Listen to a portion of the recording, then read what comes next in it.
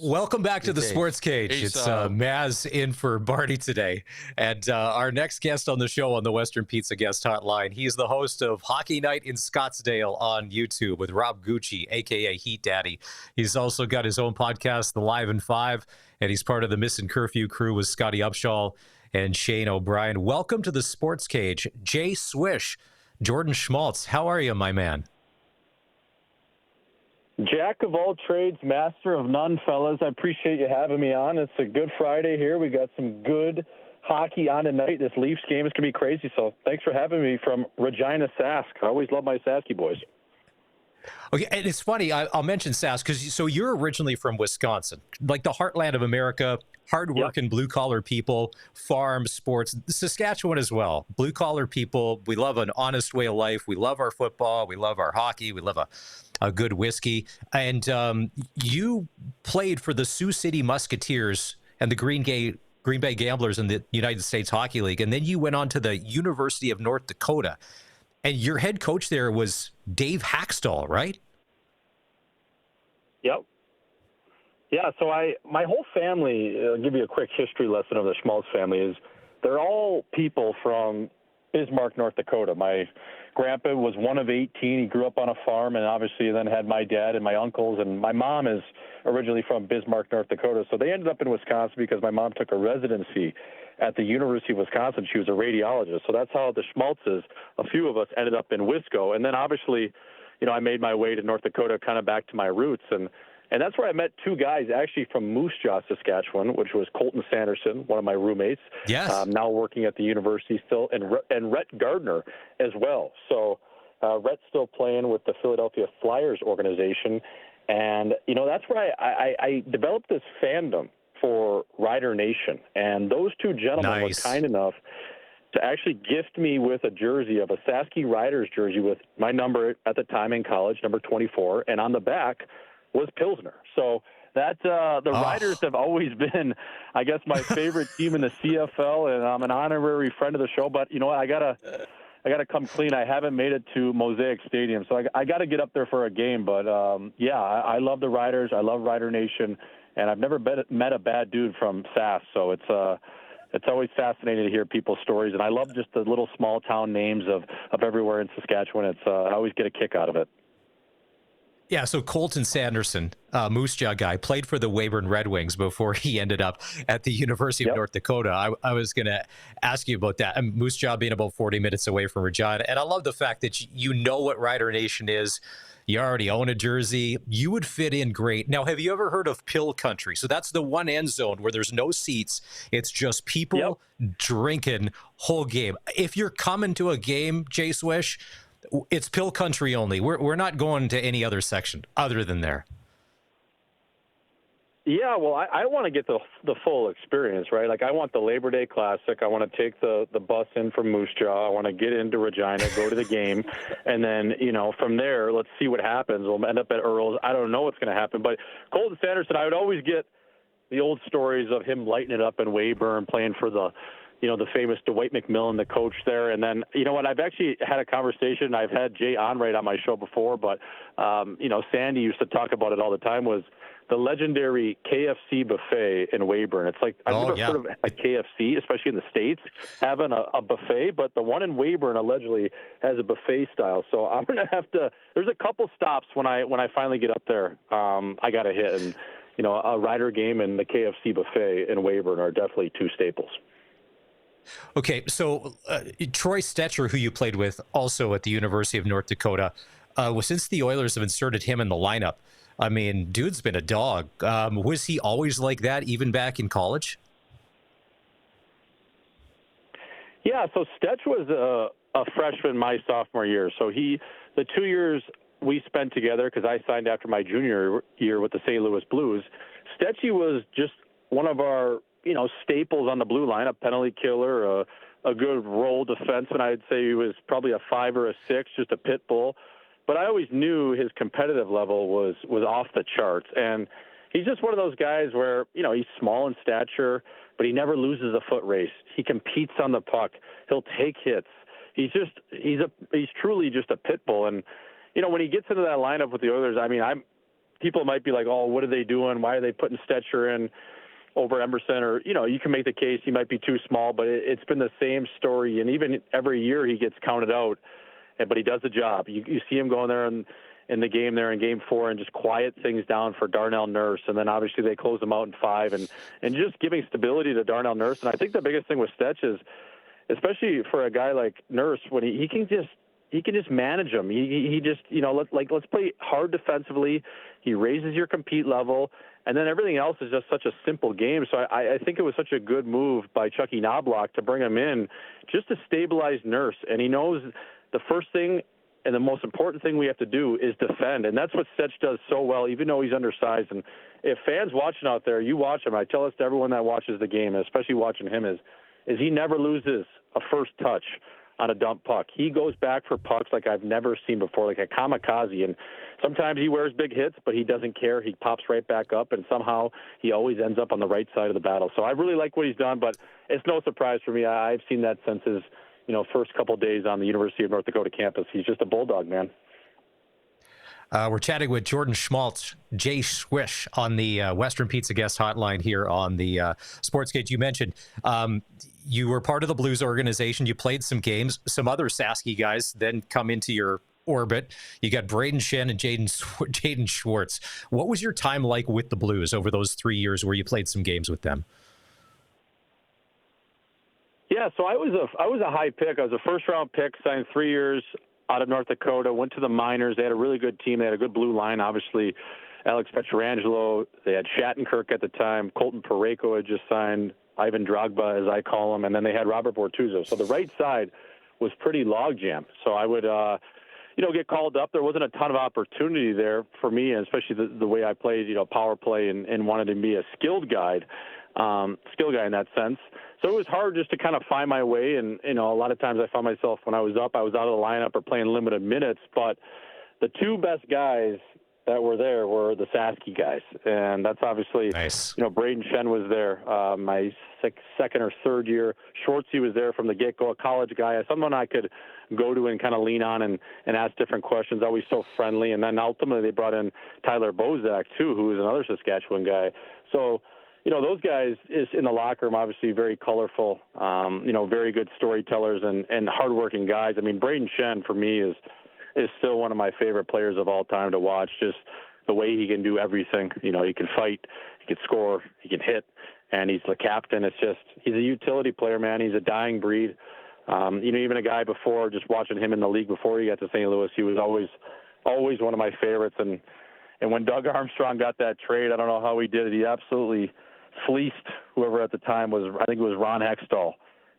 And he was able to get Schenner for Yori Laterra and some picks. I was like, oh my God, okay, we definitely got something brewing here. And then obviously acquired Ryan O'Reilly, and the rest is history. But yeah, I mean, Schenner to this day, like I've gone to St. Louis a couple times.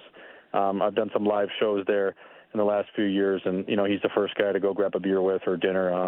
Him and Binnington, but Schenner he's the glue man. He's the reason why they were where they were this year in the playoffs, and just fell one game short to Winnipeg.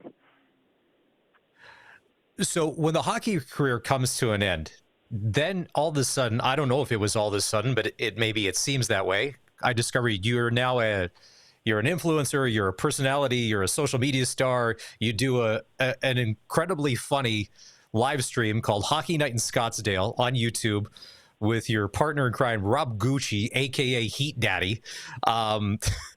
Today, I saw you guys were live in a swimming pool, just setting the stage for the weekend.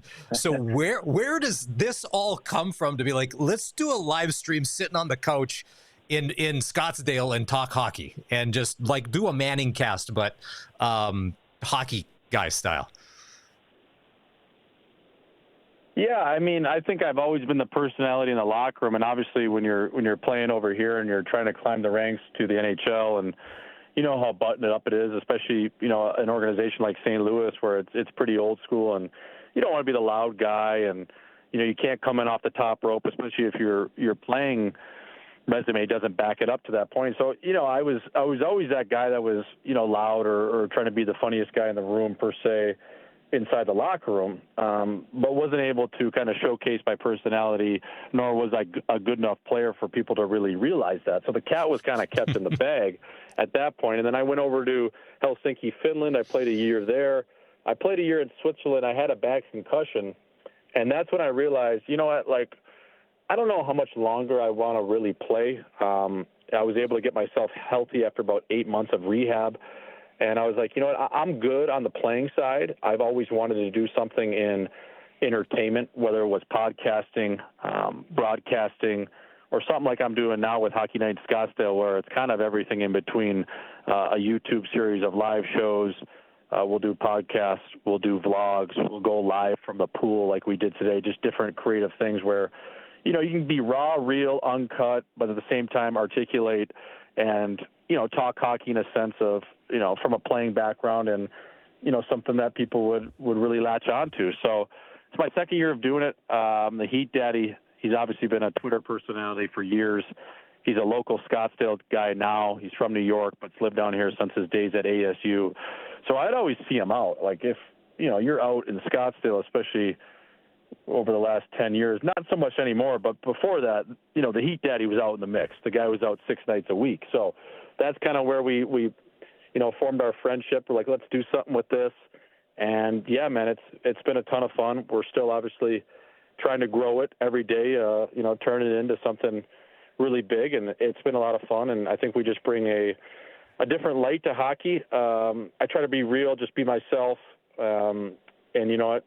I think it's been a lot of fun, and that's something I just, you know, try to combine that humor, that comedy with, you know, a little bit of knowledge of the game, and you know, people seem to like it, at least people that watch it, and we're just trying to branch out. But it's a lot of fun. We have a ton of fun coming up with different stupid ideas. You know, how to get creative with different content pieces for sure. Well, one of the reasons why I like it, not only is it kind of funny and you guys, you know, like to, you know, poke a finger in the ribs, but when it comes to time to actually talk hockey, you can talk hockey just like the guys on TV, but it's not stiff. It's just guys talking sports, which I think is great. But right now, the Carolina Hurricanes and their fans absolutely hate you. You're just being honest. They're not the most exciting team to watch, right? I don't think you're saying anything that we all haven't said, but man, they're coming at you pitchforks. Like, at hard. Oh, I mean, they're the team account. These guys punched their ticket to the Eastern Conference Final. And who are they throwing a hit piece out to? The People's Insider, yours truly, Jay Swish. Like, I'm in their kitchen like Bobby Flay right now. Like, guys, you just won. You just closed out Washington, the President's Trophy winners, and you're thinking about the Peoples? Come on, baby. Go enjoy it. You don't got to be thinking about me, but we had Pierre Maguire on it earlier in the week, and he was talking about how Rod Brind'Amour obviously played for Jacques Lemaire early in his career in New Jersey. And he's like, these guys, these Carolina Hurricanes, they resemble a lot of the 95, 96 Devil style with Jacques Lemaire. I'm like, yeah, I know. They're boring, but it works, and they're winning games. So I don't know why their fans are so insecure about what other people think when it clearly works for their team. I never said they weren't good. I just said I didn't like watching them play, and that's my personal opinion, and you can go tell me to pound sand. I don't really care. I just don't like to watch them, and these people are just coming at me. I'm like, guys, just be thankful where you at. Like, don't. I know. My opinion should mean nothing to you. You know, it's so funny. So, yeah, I'm definitely stirring the pot with the people down in Raleigh. But you know what? I like being right in the mix because all press is good press, baby, unless you're OJ. All right, so we just got about 90 seconds left. I want to ask you about Florida and Toronto tonight, and then your pick for the Cup. So, Florida, Toronto, do the Panthers close out the Leafs, and then does the dynamite come to the Leaf Core 4? I would say this is going to show everything that the Leafs are made of. And you know what? It kind of just feels like the end of a boys' trip. And that's what I said today when we were sitting in the pool with Hockey Night in Scottsdale. Doesn't it just feel like it's 3 a.m. and everyone's sitting around the campfire listening to Oasis Wonderwall, and you're like, should we go to bed? or should we just stay up and kind of ride this out and just all be sad right now because we're not going to see each other maybe ever again, or at least for a couple years? And it just seems like that's their attitude right now with the Leafs, where it's like Marner's going to be gone. Who knows what's going to go on with Tavares? We're just kind of waiting for this thing to end. And it's going to show a lot about their character. Are they going to just roll over and do what everyone thinks is going to happen and just lose this game, and that's it for the core four? Or do they show fight and win tonight and force a Game 7 back in Toronto? I don't know. I really hope that the Leafs win just for their team's sake.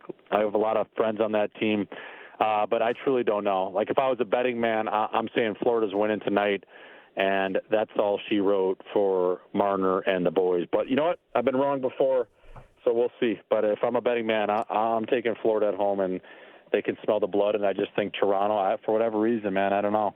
They don't seem to raise their competitive level in the toughest times, and they're not giving me any reason to believe that they're gonna. So that's my honest opinion. Jay Swish, last question here, real quick. Who's your pick to win the Cup? The Edmonton Oilers.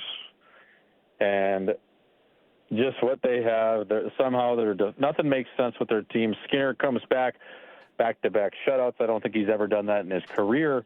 Then you got McDavid just absolutely raising the bar. Their middle six looks good. It's just Chucky Knobloch pulling all the right strings, inserting Stetcher and making different moves. It's just these guys, when you got two of the best players in the world, it's hard to beat. I even said that in that LA series on missing curfew. It's like, even they got down 2-0. I'm like, you never bet against the best player in the league and in the world at this time, and arguably maybe he'll go down as the best player of all time when it's all said and done. I don't bet against that guy. When he sees red, Draisaitl the same way. They got that Kobe, that MJ-like fire, and I just think, you know what, they're going to be well rested. They're probably going to get Dallas. It's going to be a tougher series, but they got through Vegas in 5. They're feeling good. I got the Edmonton Oilers, and I love oil country, so I'm loyal to the oil. All right. Jordan Schmaltz, thank you for this. I hope we can do this again. This was awesome. He just hasn't, he's part of Rider Nation, just hasn't been to a game yet.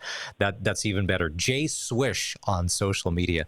All right, it's time to take a break here on the Sports Cage. When we come back, we will do a sports ticker. We're going to dive into what's happening tonight, not only in the NHL, but the Centennial Cup, the Melfort Mustangs. It's semifinal Friday at the Max Bell Arena in Calgary. We'll do that next. It's the Sports Cage on 620 CKRM.